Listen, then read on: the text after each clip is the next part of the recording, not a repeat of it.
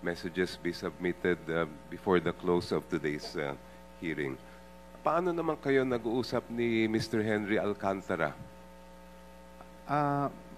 Lagi niya po akong pinapatawag sa office niya for instructions. Pag hindi kayo pwede mag-usap ng face-to-face, how would you communicate with each other?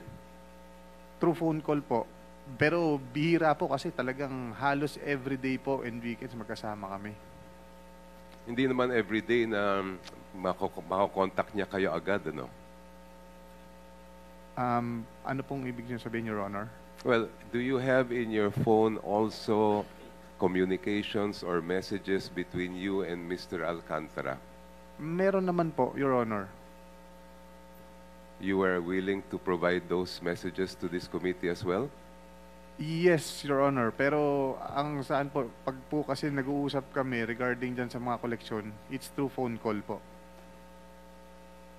Okay lang ba sa iyo kung papayag po ba kayo na ma-access ng committee yung telco records ng inyong phone?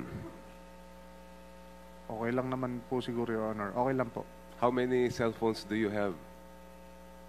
I have bali 3 po. Pero yung third po, sa ano ko lang po kasi ginagamit yun. Pang-contact po sa mga kaibigan ko lang, saka sa asawa ko. Ano po ang mga service provider ng mga phone ninyo? May Globe po ako, saka may Smart po. Yung isa, hindi ko po alam eh. Thank you, thank you. Mr. Diskaya,